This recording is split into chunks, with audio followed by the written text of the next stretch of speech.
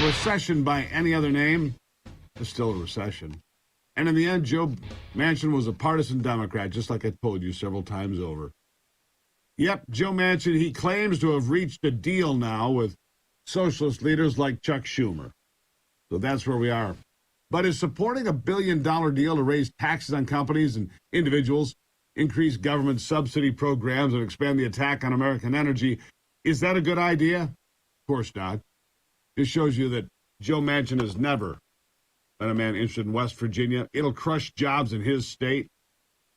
This as America enters a recession and Democrats desperately try to change the meaning of what a recession actually is. You don't need it explained. Trust me, you don't need it explained, and the fact that they are working so hard to tell you it's not what you have always been told and know what you can feel when you go shopping means quite clearly we're already in a recession. And of course, the American people know that. You know that.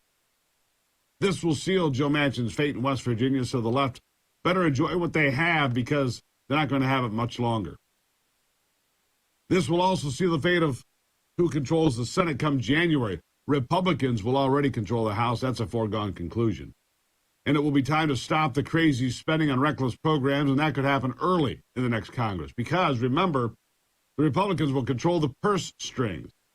The question will be if they have the balls to do what needs to be done and throw a hard emergency brake on even more out-of-control government spending and an even bigger national debt. You know, the one that Joe Manchin said he was opposed to and now says, oh, yeah, we can go along with that. Democrat. West Virginia Joe. I've told you the whole time he's a partisan. Partisan. The attack on American energy must stop because China, India, Russia, and the rest of the world are moving full steam ahead. They're not building electric cars to quote-unquote save the world. Instead, they're building coal-fired power plants as fast as they can to produce electricity. They're also gobbling up oil at a pace that sets all-time records every single year. The world's appetite for hydrocarbons, something the climate Nazis refer to quite inaccurately as fossil fuels, continues to explode. None of the other countries are slowing down and consuming massive amounts of oil, natural gas, and coal, except the United States. Several countries are also leveling attacks on agriculture and blaming farmers for creating global warming. It's nonsense, you know it. Forcing policies on farmers that will result in global famine within a short period of time, if it's allowed to continue. Places like Canada, the Netherlands, and Ireland, among the most aggressive when it comes to hammering farmers with untenable reductions in livestock herds and the use of fertilizers.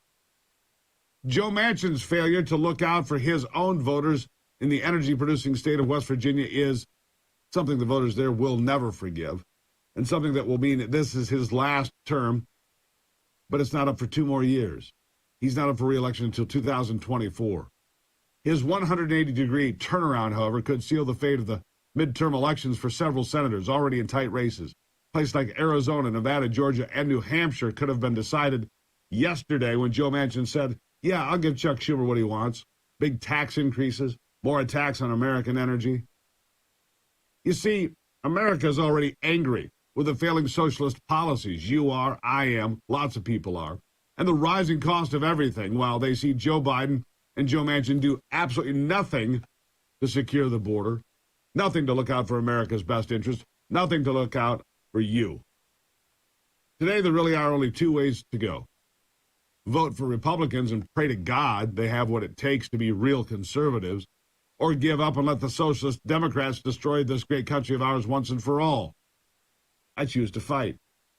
The Supreme Court gave us a chance to save the Republic by slamming the door on the EPA in its case with West Virginia, so let's hope. Let's hope other states will use that to crush the overreach of government, now getting the blessing of Joe Manchin, and fight the regulatory agencies every single step of the way. Time to fight, America.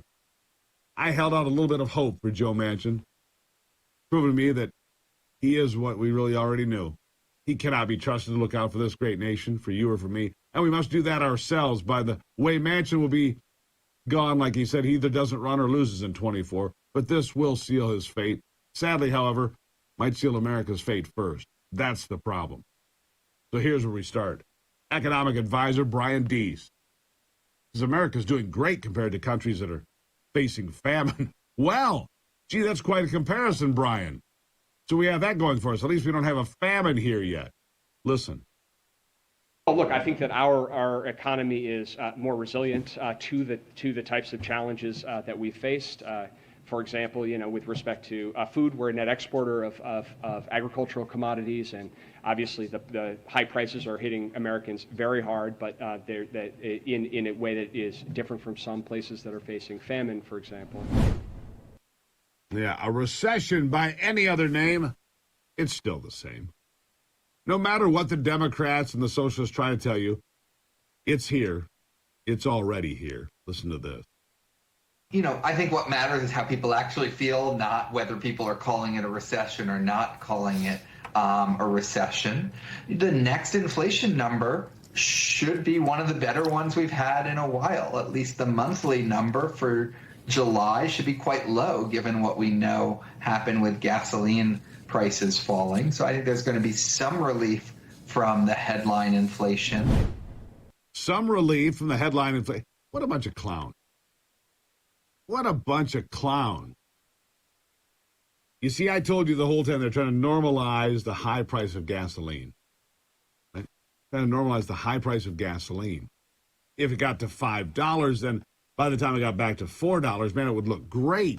That's exactly what they've done. Normalizing incredibly high prices for gas. Remember, gas was $2.25 when Joe Biden took office. If Donald Trump were president today, it would still be $2.25 or less, because massive amounts of energy, everybody would still make money. America would be prosperous. We wouldn't be in a recession. And if you have to argue about what a recession is or not, you've already lost that. That's what CNN had to explain to Jared Bernstein. It fell on deaf ears one more time. It's bite number 4. Listen to this. I mean, it's been very clear. The president, your whole team has been pushing back aggressively on if the country is in a recession and how worried the country should be about entering a recession in light of this. The New York Times put it this way today. To paraphrase an old political adage, if you're explaining how recession calls are made, you're losing. Do you see that, Jared? No, I don't think so. I mean, I think we've gotten into a technical discussion about what constitutes a recession. And I think, look, bringing the facts to the table is something that we as economic advisors have to do. Jared, you lost. By the way, Jared's background in economics, he doesn't have one. None. No economics background at all, but he's just some stooge they pushed in front of the cameras. The war on farmers when we return here on the Steve Gruber Show. Don't go anywhere.